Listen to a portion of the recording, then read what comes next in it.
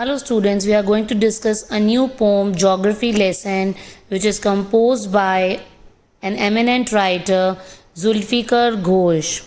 Here the poet describes a view of a city while we travel in a jet from 10,000 feet above the ground. The city looks different as if it is a geographical design. Some facts are clear to him, but some are unclear. Some disturbing questions come to his mind when he sits in the jet. To begin with, I would like to tell you something about the poet Zulfikar Ghosh, who grew up in Muslim community in Sialkot in Punjab province. His father Khwaja Muhammad Ghosh was a businessman and moved with family to Bombay, now Mumbai, during Second World War in 1942. After the partition of British India into Pakistan and present India, Ghosh and his family emigrated to England, and he graduated from Keele University in 1959 and taught at Ealing Mead School in London. Let's begin. The poem is divided into three parts: three heights, a jet airplane travel to study about the earth. On reaching each stage, soaring higher and higher, the poet in the plane learned new facts about the earth's past, but only one question remained unanswered. Let's look at the three stages from where the plane made observations. Here we go. When the jet sprang into the sky, it was why the city had developed the way it had. Seeing it scaled 6 inches to the mile, there seemed an inevitability about what on ground had looked haphazard, unplanned, and without style. The poet says that the city had developed but looked like a geographic design, so narrow and congested. The ground view was haphazard and unplanned and unstylish. 6 inches to the mile means when the flight just takes off. From this distance, the height is actually not much, and the height is just around 6 feet. Hence, the poet says 6 inches to a mile. And it is cannot be avoided that the ground looks messy, the ground looks haphazard, unplanned, and without style when the jet sprang into the sky at such height.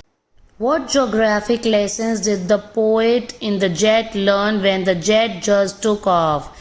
Yes, the development humans have made so far have not been planned, and they were made out of inevitability, means it cannot be avoided. There is a reason.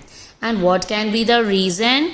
Let's look on second stanza. When the jet reached 10,000 feet, it was clear why the country had cities where the rivers ran and why the valleys were populated.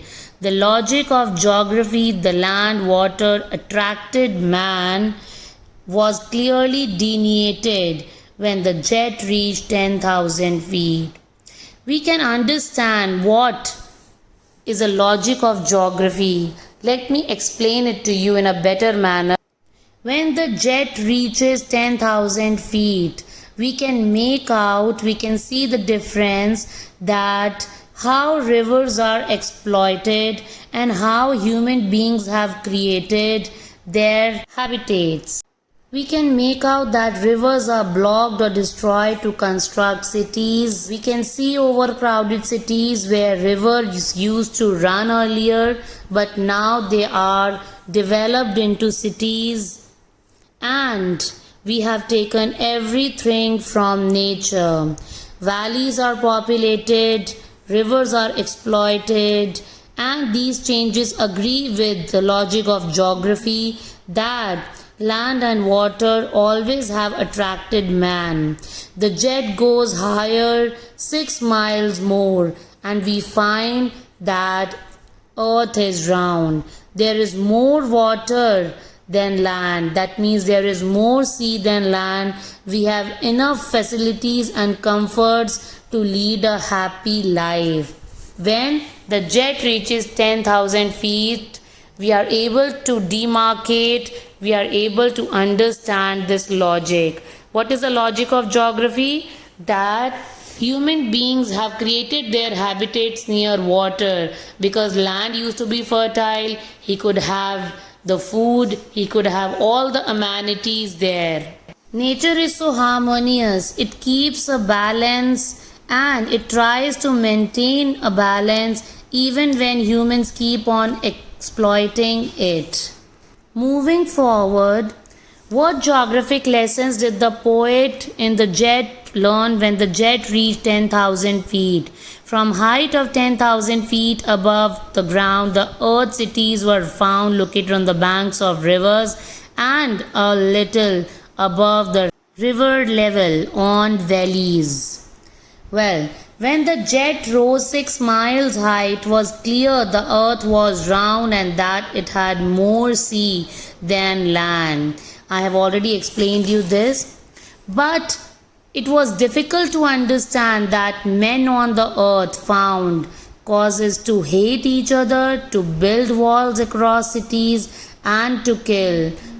From that height, it was not clear why. When the jet went above 6 miles, there is more water than land on the earth. While appreciating the geographical niceties of our planet, the poet is unable to understand of our planet. The poet is unable to understand the tendency to build borders, to erect walls, to create fences. Then he reflected that people on earth are selfish and narrow minded, for that they hate each other. And if he found the earth to be one, but not the people living on this earth who are divided for shallow reasons. So let us pledge to create earth a better place to live, even in these unprecedented times when we are sitting at home due to coronavirus. We should keep calm and cooperate with our family and take care of our health and our family health. And we should aware others as well regarding the planet's condition. The earth needs some cure and it really needs something useful to be done towards the planet. I hope you like the poem, and here the beautiful poem ends. Let us turn ourselves ambassadors of peace and harmony and create this planet, this beautiful planet, to be a better place to live in. After all, this is one of the precious assets we all have. Goodbye.